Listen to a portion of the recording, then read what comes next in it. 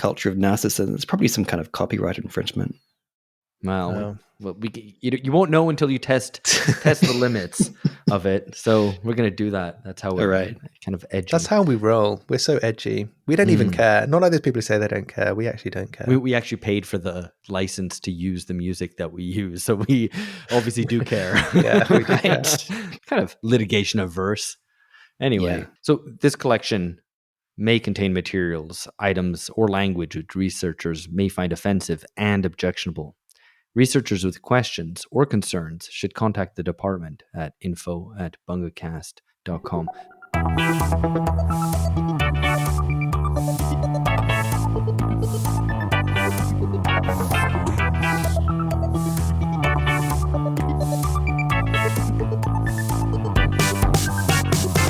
Milan ou Tripoli, Vilnius ou Benghazi, Paris, Moscou, on fait le bunga, bunga. Bangkok ou Bogota, Le Caire ou Jakarta, Guastella, on fait le bunga, bunga. Stockholm ou Monaco, ou Montevideo, Oslo, Tokyo, on fait le bunga, bunga. Just wanted to get that out of the way before I introduce none other than Christopher Lash's angry ghost, who appears to us as a flesh and blood human being, but I assure you is, true to the form of the ghost, and we shall henceforth refer to him as Ghost, Lash Ghost, something like that, or maybe we'll just avoid that and just stick to pronouns. Anyway, welcome. Thank you very much. Great to be here. I should have given a better introduction, actually, to whom you are, because I think maybe many of our listeners will be familiar with the Twitter avatar, Christopher Lash's angry ghost, whose Twitter profile says they are in a third place, which I think is good. That's their location, and their biography is a quotation from Christopher Lash's Culture of Narcissism. So maybe that'll set us up. You'll find out more if you're not familiar with our guest today as we go through this and their very sharp insights into contemporary culture and more. I'm Alex Hochuli. I'm in São Paulo, Brazil, and I'm joined by Bunga Boy George Hoare, as usual, in London. Yeah, I'm the spectre haunting London.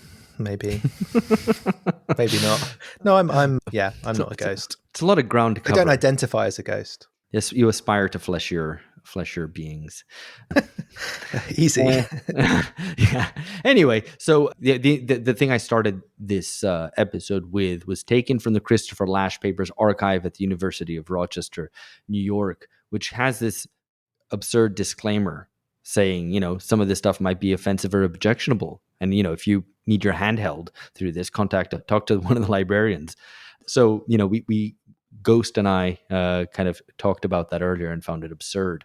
But I thought that might be a nice place to start with this and to be a little bit corny. What is Christopher Lash's Ghost telling us today? Particularly if we think of the late Christopher Lash, the one who wrote the Critique of the Ideology of Progress in The True and Only Heaven, which came out in 1990, if I'm not mistaken, and then saw his Revolt of the Elites published posthumously in 1994. So what is that Lash telling us today? Yeah, I think it's difficult because in some ways that Lash ended up becoming a bit of a meme, or at least has been in the last 4, 5, 6 years. Certainly, I think Revolt of the Elites was the kind of book that you saw in the hands of people like Barry Weiss, people like Matt Goodwin. It's been taken up as a kind of angry culture war kind of book, and it lends itself very much to those kinds of arguments about political correctness that were going on very much at the time that the articles that the book was made up of were published in the late 80s, early 90s.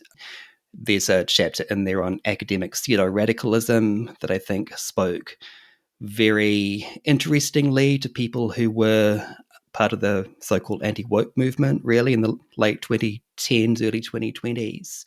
So I think people who come to Lash through that particular avenue have perhaps had a more slightly culture war version of him than they would have had if they'd been reading across his whole kind of canon.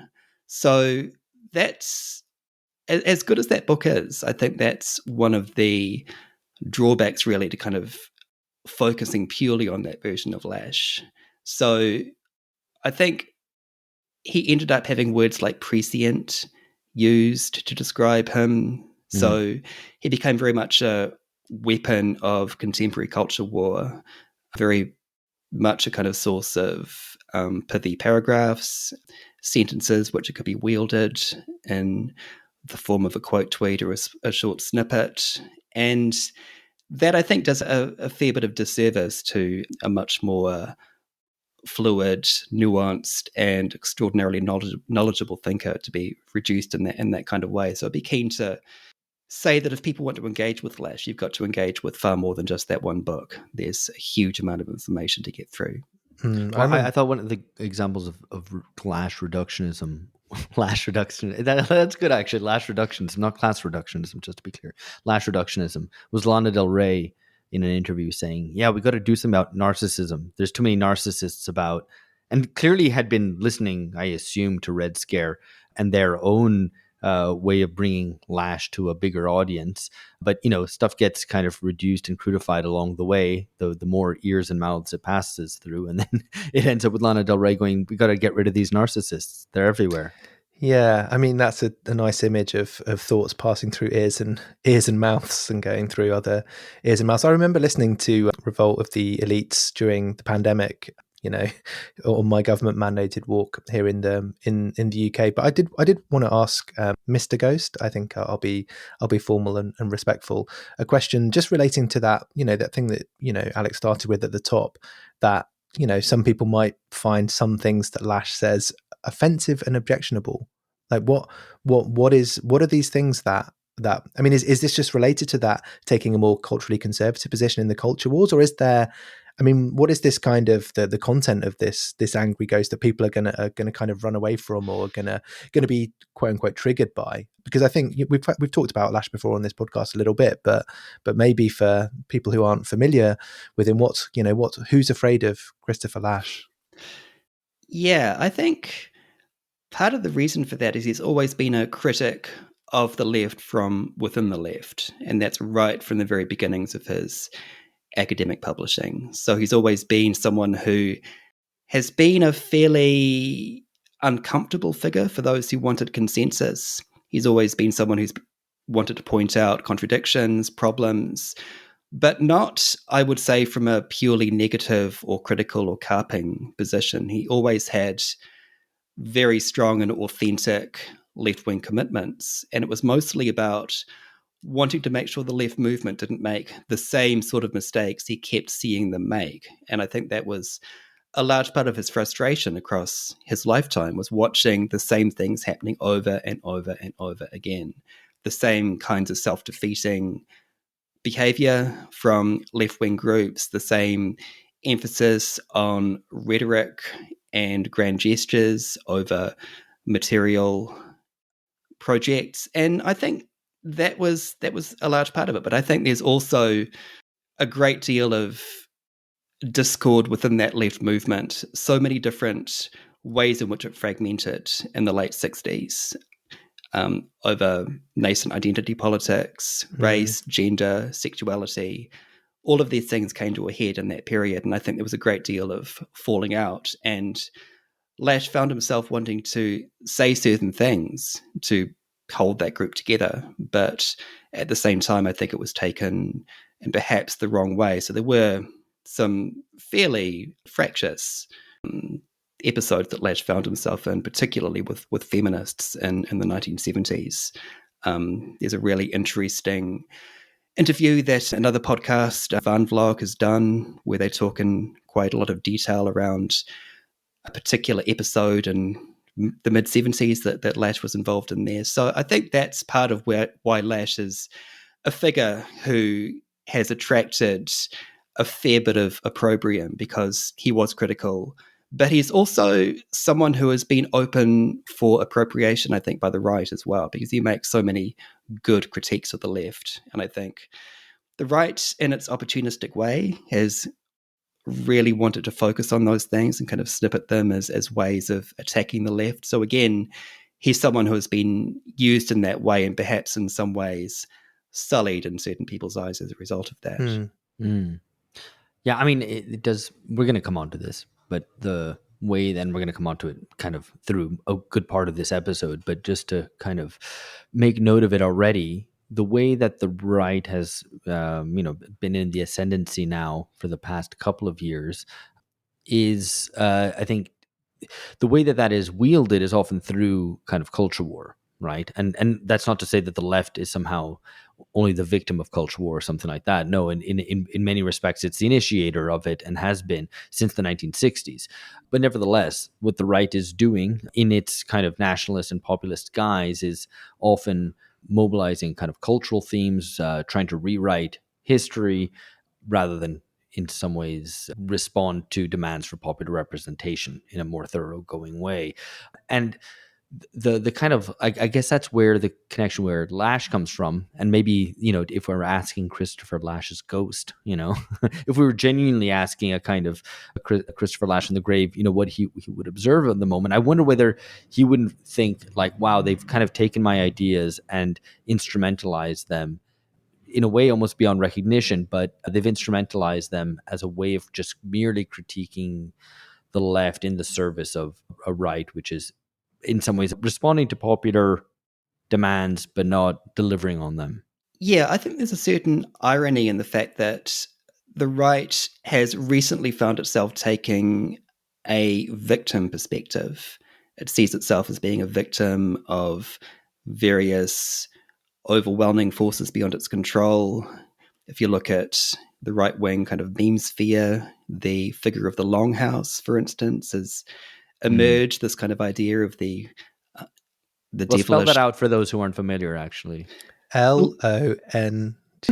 No, it's Sorry. too long. Too long, that house. So yeah, this kind of idea of a overwhelming feminine collective, I think the Longhouse signifies. But it's the sense of victimhood is quite ironic for the right that otherwise wants to represent itself as a avatar of strength and conviction and all of these kind of masculine virtues, that it finds itself being very threatened by these feminizing collectives. There's something very interesting psychologically going on there, I think. So a lot of the right-wing critiques of so-called victimhood culture in the 2010s around the issues of wokeness, I think they've ended up taking those same victim identities onwards, almost unthinkingly. So they've critiqued the left for behaving in that kind of way, but then they've kind of turned around and done the same kind of thing. And I think part of it is a crisis of authority. I don't think anyone really wants to be in power at the moment. And if you can represent yourself as being a victim of overwhelming forces that are stopping you from doing what you really want to do, that gives you an out. But I think there's a real crisis of power. And I think that's something which is now affecting the right, whereas it was previously affecting the left. And so everyone wants to represent themselves as this put upon small figure facing these overwhelming challenges from outside. Yeah, and that's one place where Lasch, I think, would have recognized the way that the critiques he was directing, particularly at the left, have now been, or those features have now been generalized to the extent that the critique has to be made probably across the board. The triumph of victimhood, I guess, is the ultimate triumph of meritocracy, because, of course, if you're a victim and you're still and you're wealthy, then you've really made it. Or if you're powerful and you're a victim, then you've really made it against the odds. That story we love to tell. We're going to park Christopher Lasch specifically for now. I'm sure he'll reappear. I mean, I don't mean the ghost of Christopher Lasch remains with us, but Christopher Lasch himself will be left behind for now. May reappear.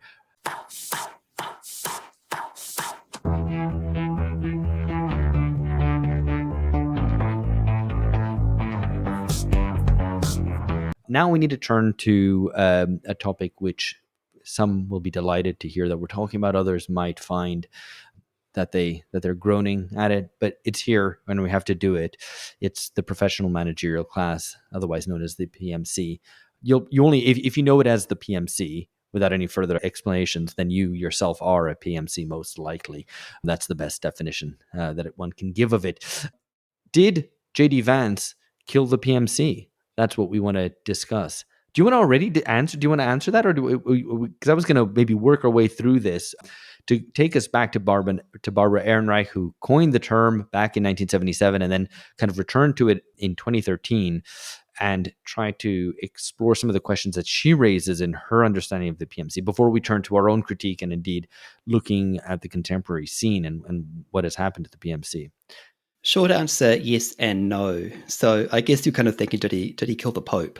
So that's obviously your kind of thinking there. But I think it's interesting again to think about the way in which the right has so easily taken on exactly what it was critiquing in the progressive left since the end of 2024. And I think part of this is to do with its own rather cynical but also quite effective use of cancel culture. So what obviously cancel culture was coming after people's jobs, coming after people's ability to earn a living, really taking out the economic legs from underneath people by focusing on that specifically for those who had transgressed.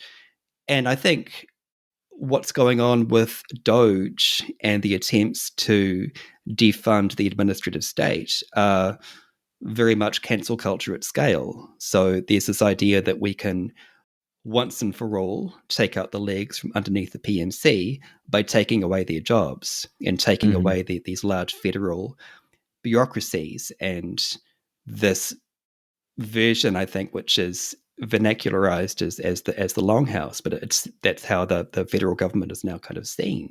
And so that is what has been going on. But there is a very ironic way in which I think they've taken a formerly materialistic or left-wing critique of the PMC, which is thinking about it in terms of its class and economic interests, and taking that rather literally, as though one can take out the legs from an ideology by cutting off its economic base. Obviously, things aren't that simple, but I think that is the thinking. I think that's what Project 2025 is trying to do.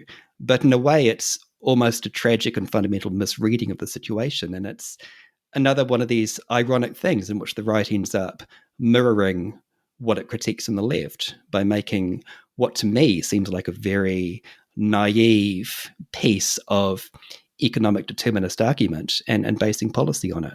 So where is it wrong? Let me just ask that blankly.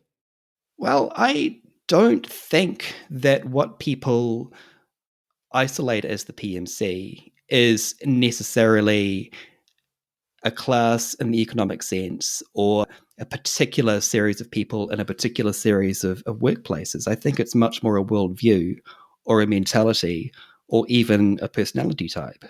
All of these things together, I think, are perhaps much more explanatory of the phenomenon than just thinking of it in terms of these are the people working in a certain set of industries that have particular economic interests, therefore they act in a particular way. That to me seems rather reductive. Well, and there's also the fact that, as Barbara Ehrenreich herself, I think, indicated, that there is a sort of a traduction of the idea of PMC. She, sets it up as a class. There's people who are critical of that notion, not denying the fact that it exists as a group or a stratum or a category, but as a class, it's debatable. The case for it being a class rests on the notion that, well, class is determined by one's relationship to the means of production and one's function in reproducing class relations and class culture. So it reproduces capitalism. And the idea with the PMC, according to Ehrenreich, is that these are people whose relationship to the means of production is not entirely clear because they're not owners, but they're not just ordinary workers because they have this superintendent function in terms of reproducing capitalist class relations. And, probably the figure of the HR manager is probably the kind of paramount there. And it's not by accident that a lot of the critiques seize on kind of HR and HR modes of being, right, of kind of managing people. My issue with PMC theory, just to put this out there, is that a lot of when we talk about the PMC, we're not talking often about what Barbara Ehrenreich was talking about in the 70s, which is to say many kind of technicians, engineers, people kind of in corporations who have kind of ordinary jobs. What they're generally talking about is people who are woke and who are involved in communication, who whose lives and professions come from telling stories, and that they tell this story about themselves and how they are virtuous and so on. And there's a big critique to be made of that. And Catherine Liu, contributing editor to this podcast, has written the best one of it. But I think that it often refers to a specific section of this stratum, which is my kind of thing, which I coined as a joke, but some people have taken up seriously. But I do think it does seize on something, which is to say it's the mangoes, which is people in media, arts, academia, and NGOs. And it seems to be people more in that sector, people who live from communication and are insulated, if not insulated from market and competition. Their competition might be within bureaucracies against their fellows to get a greater status and get greater visibility, but they're not money people, right? They're not people who are dealing in money and are motivated by kind of financial values. Very much on the contrary. They're like, no, we're not finance people. Yeah, and I think in the research, people would very much back that up. People who work in the so-called sociocultural settings, people who work in the arts industries, and the social sciences, people who have got social science degrees and then go into NGO work, those are very much the kind of people who have always had this oppositional attitude. Back in the 1960s, Lionel Trilling coined it as the adversary culture, this kind of sense of constant and relentless critique of all that existed, and the idea that you brought that critical attitude with you to work. So you were never satisfied. You were also always critiquing whatever it was you were involved with for the greater good and for various ethical or moral visions of social justice and transformation, making the world a better place. It's always been part of it. And I think there has been survey data which has been done on these professions, and what you call the mangoes is absolutely the area in which this set of visions, worldviews, almost utopian thinking has always been located.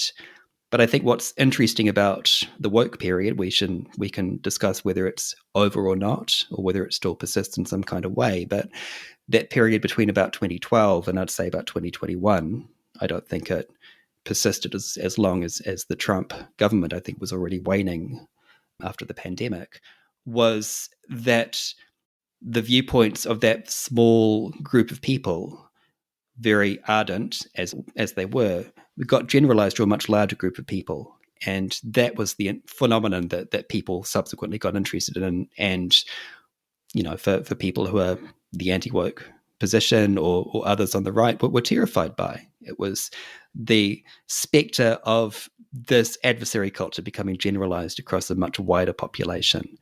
Yeah, and it's interesting you talk about that kind of oppositional, critical, adversarial culture that those people might have had, that Lionel Trilling idea, because it seems like that was completely inverted during that woke period. And we might disagree on the periodization, but that was a defining characteristic, or it seems to me even today to be a defining characteristic of the mangoes. And I think there's two A's in mango, so you have to pronounce it mango, perhaps, is that this kind of pseudo-oppositional or pseudo-critical perspective is actually, it's completely in the interest of capital. It's completely in the interest of the ruling class, which maybe this is the thing that people really respond to. And I still believe, and we don't need to get into this fully, that I still reserve the right to use the phrase PMC. And I think because it does hit at something important in the way that politics has changed, and you can kind of dispute the different letters or the kind of whether it's a class or not.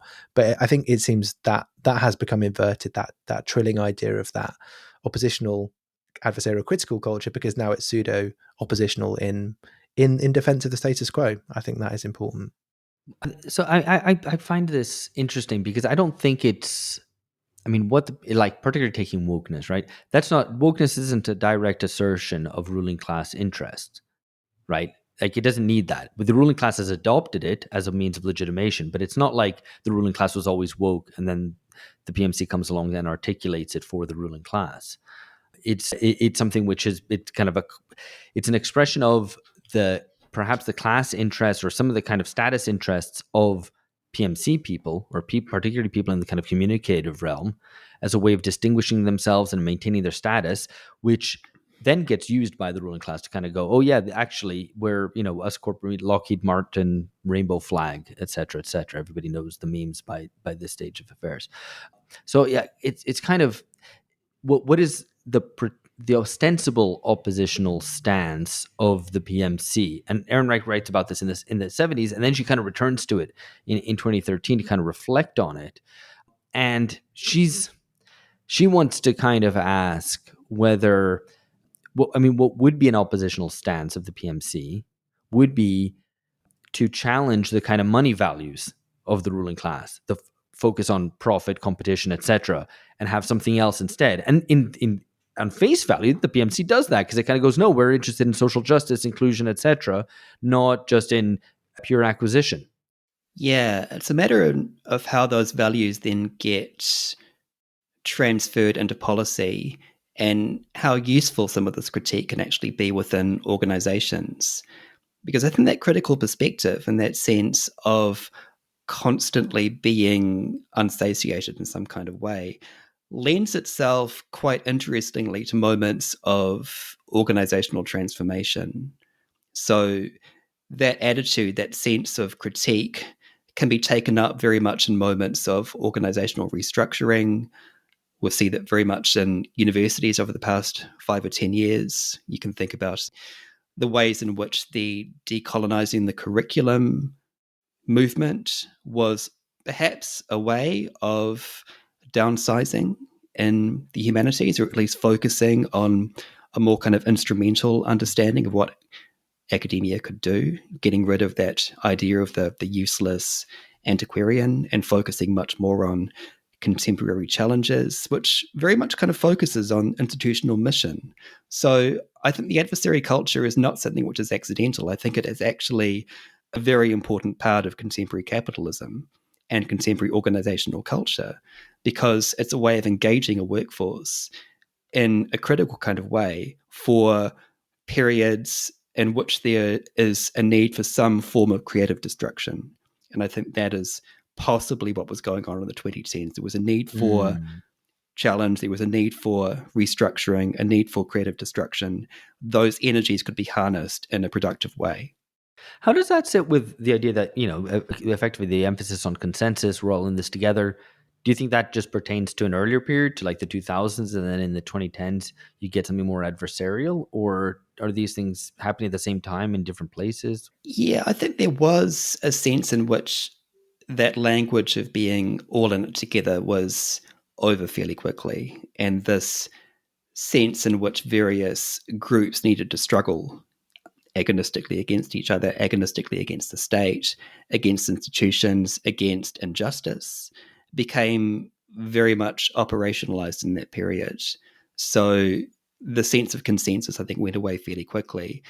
And the sense of all of these groups either competing or coming together against particular injustices or challenges or crises, the serial crises of the 2010s moving into the COVID period, there was the sense in which the former certainties had collapsed and we were in a period of uncertainty and we were facing a great deal of new problems. And so there was something about that was very attractive. It provided a way of bringing energies together in a way that was seen to be beyond economics and beyond mere self-interest. It became about these kind of grand moral issues, which were obviously very important, but they were, in that period of time, very good at mobilizing groups of people, perhaps not to the extent of being able to bring governments into power, but certainly in terms of being able to bring credible crowds together, incredible masses of people. And that, I think, was also part of the spectacle of the 2010s.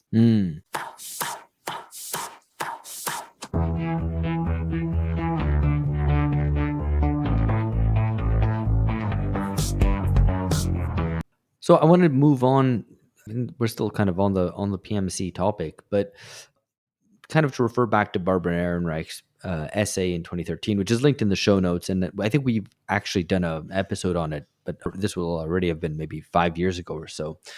And stuff has happened since then. But Barbara Ehrenreich says that the old PMC dream of a society ruled by impartial experts gave way to the reality of inescapable corporate domination. And when she's talking about that transformation, she's referring to the period, between 1977 and 2013. So she seems to at least hold on to some notion that there can be impartial experts influencing society and playing an important and positive role.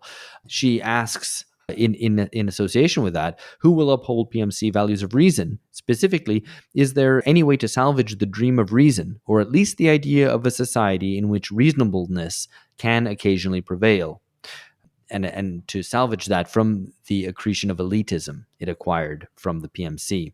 So it's interesting because, a lot of people critique the PMC, and ourselves included, would be critical of any notion of rule by experts, or even indeed of the public influence of experts and the constant reliance on expertise, the evidence-based policy, or rather policy-based evidence making, and so on. But Ehrenreich is going, well, I'm the OG critic of the PMC, and I'm going, well, maybe we can have some role for expertise, for information, for professional ethics, for an ethic of service, for, whatever, having the kind of ideal image of the journalist who's, impartial and committed to truth and whatever, and that still has a role to play. And is a PMC able to do that? Is someone else able to do that? It's a very tricky issue because a large part of what happened in the past 10 to 15 years is the quite obvious and apparent to everybody politicization of expertise, or at least that was the perspective. I don't think that was ever wholly true, but I think that was certainly the perception, that experts started to advocate for particular politics or particular worldviews or particular things to do, particular programs, and therefore expertise itself seemed to become progressive coded or left coded, or in some ways associated with, in the US, the Democratic Party, for instance. In the COVID period, I think you saw something else happen with public health, the sense in which public health and expertise had associated itself in a very particular way with a particular reading of what we needed to do in response to this crisis, which was lockdowns, which was closing schools. And that created a great deal of consternation and backlash among those who were not experts. So I think that's the huge problem. I think that on one hand, these crises do exist. There's no question about that. They are serious. We need to do something about them. But at the same time, really putting all of your eggs in one basket, as it were, in terms of politics, and really nailing your expert bodies, your societies, whether that be scholarly societies or professional societies, to a particular form of politics and advocating for a particular program. That was very poisonous, I think, in terms of keeping public trust across the political spectrum. So I think that is that's what's happened recently, that expertise is seen to become political, and therefore it's lost legitimacy in the eyes of at least some people.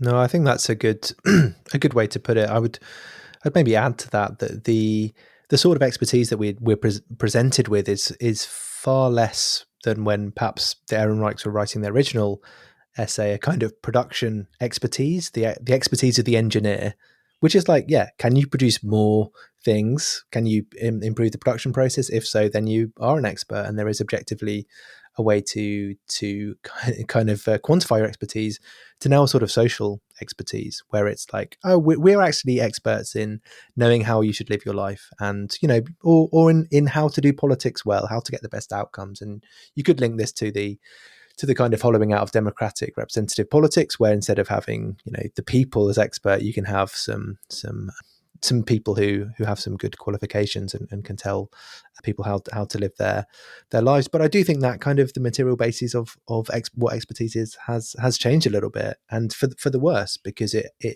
is less it is less valid to say that you're an expert in how to live a life, rather than how to just produce more of a certain thing or a better thing. Yeah, and I think this takes us beyond the PMC to a wider critique, because obviously the PMC is only one part of this. There's a much larger set of definitions out there, a much larger set of critiques around this group of people, this group of occupations. One particularly influential term that came about in the 1970s especially was the idea of the new class. This particularly came from neoconservatives, though there were some people from the left who were also using the new class critique to talk about these people. And there's a really interesting book chapter from 1992 by a couple of German sociologists, Hans-Fried Kellner and Peter Berger, where they talk about these new occupations, and what they're doing, according to them, is applying an essentially technocratic mentality to aspects of human life that are intrinsically resistant to this type of rationalization. So there's a sense in which it's, to sound a bit like Habermas here, it's colonizing the life world. Yeah. It's really going to that micro level of human existence and saying, this is the set of standards you need to be applying here. You need to be living your life in this particular way. And it's going to the most minor and most basic levels of one's psyche. If you think about this in terms of training, in terms of making sure that you don't have any particular biases, for instance. If you look at all this HR discourse around how you're supposed to respond to other people in terms of microaggressions, this, I think, is something which seems very invasive and very intrusive in terms of people's lives. But at the same time, this technocratic rationality is something which is very much associated now with the new class. Yeah, well, and I mean, if you think of areas like parenting or whatever, I mean, the expansion of the boundaries of quote unquote science are, it's kind of seemingly unstoppable. And yeah, it's like into very intimate spheres where there's a right answer that's presented. And the PMC has led that. And so, I mean, when you think about it that way, I'm a real anti-PMCer. But you're anti-colonial when it comes to the life world. Right. Yeah, exactly. I'm good with colonialism in other respects, but with the life world must be defended. No, but in seriousness, this is going on at the same time and kind of trying to mediate kind of different levels of analysis and kind of different things that are going on. We're talking about this, but there's also the political reality in which, as I think I've already made reference to, but the radical right is either in government or has become His Majesty's loyal opposition everywhere almost across the West. I don't know if we can think of some exceptions, but I mean, I think that those exceptions would only be to prove the rule. I find that why not Her Majesty's loyal opposition? Why not be feminist about it? Maybe that will blame for that rests with a friend of the podcast or listener, Jeff Schellenberger, who I wrote a piece for Compact on the Techno-Populist Convergence, and I had put Her Majesty's loyal opposition, became his, so I've been regendered. And how does that feel? Confusing, but also exciting and new things to discover. So the kind of right populist, which is probably the wrong term anyway, but at any rate, the radical right is kind of, in government or in opposition, and populism, such as it is, can't be taken as an insurgent anymore. And at the same time, I don't think, and maybe George will disagree with me here, but I don't think we can take PMC liberal progressive hegemony for granted anymore either. Certainly if J.D. Vance has really killed the PMC, as was put to question at the start of this episode. So if we take all that to be true, then does the object of our critique, us critics of the PMC, need to change as well? I think the election of Trump in November 2024 caught certain people off guard, certainly caught me off guard. I was not expecting that. So those of us who had spent the last few years putting together a critique of these kinds of technocratic rationalities were blindsided in some ways. So we had thought these things were fairly strong, that they were fairly unstoppable, that they had a certain momentum behind them. And then to see the political winds change so quickly, I think led to a certain amount of consternation and uncertainty as to what to do next. Because if you had spent a lot of time building these things up, then to see, as you're saying, that the rise of the radical right throughout Europe are very much a different set of communications. We've seen this here with Starmer in Britain in the last week or so around immigration, that is a vibe shift I don't think many of us saw coming. It's a very different environment now, and a very strange one for those of us who were in that just post-2020 moment and expected that to go on. But at the same time, I don't think this is something which has not happened before. I think we certainly saw this in the late 1970s when critics of the new class became the neoconservatives and found their way into the Reagan administration, and then started to really throw their weight around in terms of trying to develop new policies. This, I think, has clear resonances with what's going on in the States right now. And if you read that 900-page Project 2025 document the Heritage Foundation put out in 2023, they are absolutely going back to that memory of what happened to the Carter administration in terms of its transition to Reaganism. They also issued a report back in 1979 with some advice to the new government as to what it should do. They had many people from that movement go into the Reagan administration. So again, I think they're looking back at the late 70s and just making a straightforward analogy that, my goodness, we were facing totalitarianism then from an out-of-control administrative state in the late 70s. We saved the world by getting rid of it. We'll do the exact same thing now. So there is almost this strange historical analogy template thinking whereby, my goodness, it's 1979 all over again. The same things are happening. Let's just do the same things now. So there is a sense in which there is a strange historical reset going on, a strange revival. It's a 70s revival that I don't think many of us saw coming. But I think if you had read that report back in 2023, you might have been a bit more clued up than many of us were. Well, it's funny because I've been thinking about it. I mean, not in a particularly structured way, but almost as if it, in a different way, as if there's a historical arc, right? So you get in the 1960s, it's probably the peak of the PMC. And again, I'm going to quote from Ehrenreich just because, well, I went back and read it, so might as well make use of it. In the 1960s, for the first time since the progressive era, a large segment of the PMC had the self-confidence to take on a critical, even oppositional political role. Jobs were plentiful, a college education did not yet lead to a lifetime of debt, and materialism was briefly out of style. So that's interesting.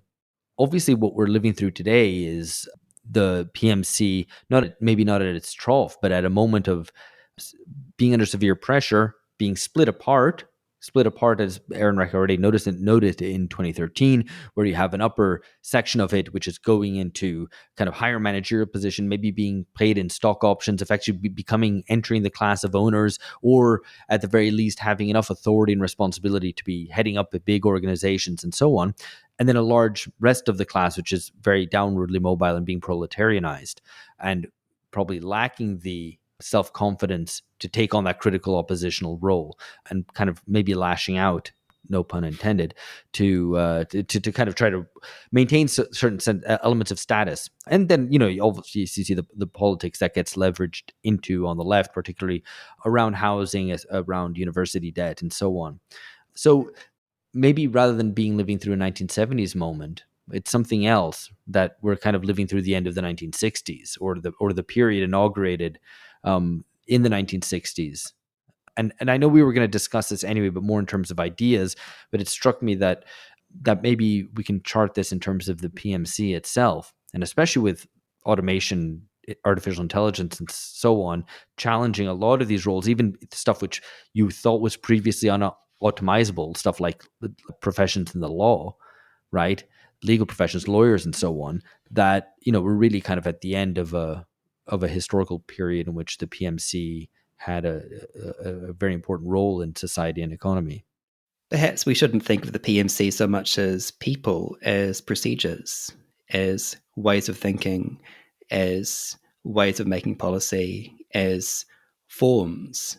And I do see this. I do think that part of what got me interested in this as a phenomenon was thinking about the way in which the PMC interfaced with digital technology, because I think a huge part of what happened in the 2010s was those people finding each other online, forming large collectives online, finding ways of doing activism online, and that really changing the ways in which they started talking about their institutions, their organizations, their whole form of self-understanding, I think, got reformatted in a way by those large digital collectivities. And perhaps this is just an evolution of that logic, that we're now going beyond the digitization of the self, the formation of the profile and the avatar, the uploading of ourselves to online in terms of new mediations. But then at some point that gets replicated, automated, and then simulated. And we now enter the period of the simulation of the PMC. We don't actually need any flesh and blood PMC people, but the mentality, the ideas, the procedures kind of go on in this automated fashion. Right. So like HR governmentality somehow, and it happens without necessarily the HR person there. Yeah, exactly. Going to BLM marches at the weekend or whatever. Indulge in caricature. Yeah, I think that's it. And I think, again, we have to get around this idea of seeing this as a class with its own particular interests. I mean, that's a very attractive way of seeing this thing. But I really think it's a way of thinking. It's a mentality. It's a worldview. That's what we're dealing with here. And I think, to an extent, the internet, or the way in which the internet ended up being about calculation, about measurement, about rationality, about abstraction, was in a way an extension of that PMC brain. And now it's almost getting its own degree of autonomy. So the PMC, and I think we're all PMC ourselves, we're just not needed anymore. So maybe instead of PMC, we should have MCM, managerial class mentality or something. That's a harsh lesson. But I guess, okay, so I'm when you said think of the PMC not as people, you had my attention at that point. Think of PMC as procedures, methods, and calculations. Perhaps could be a new PMC. But I mean, so where does this point us in the future? I mean, so because I guess there's a new sheriff in town and a new sheriff's deputy, and they're maybe they're anti-PMC in certain policies and certainly in kind of orientation and presentation. But I mean, has the material base of the economy changed massively, or will we still need the kind of narrative managers, or however Alex was kind of framing it? I mean, I guess this is the kind of question, if like to follow through what you were saying. What does this? Because maybe some of our listeners will be interested to hear, like, what are the prospects of the PMC if they're a PMC themselves? Are they doomed? Are they fine? This could carry a lot of weight for some of our listeners, and indeed we do host, want to, because if you could automate this podcast, then you're you could make certain improvements. I mean, many improvements. I think you wouldn't. Maybe it's already been automated and we just don't know yet. Or I don't know yet. I've been automated out. Obviously I listen to every episode that I've appeared in, and so I would know. But maybe maybe I'm the next one on the chopping block. I'm about to be automated out of existence.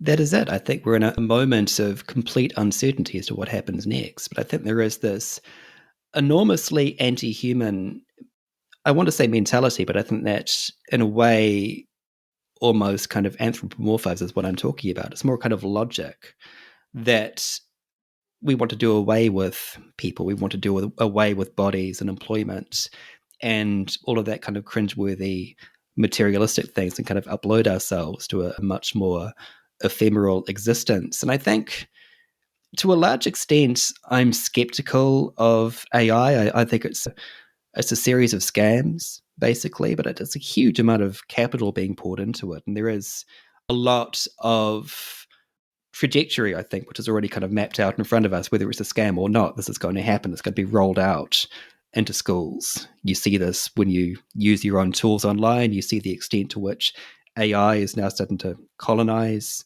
your apps and programs. You see Microsoft Copilot popping up. Every time you open up a PDF, you see the AI summary aspect come up. So there is this kind of sense in which it's kind of being aggressively rolled out. And I think very much the Trump administration, if you watch that rather surreal inauguration event and the extent to which he was surrounded by very exciting tech moguls during that event, there is, again, this kind of sense that people can make a great deal of money from this. But at the same time, it's bound up, I think, with this technocratic imaginary, this kind of strange utopianism of achieving this sci-fi reality. There is a large degree of hyperstition to it. I think we have a large number of people who grew up watching and reading science fiction, and they want to bring this world into being. And I think that kind of AI world is part of that.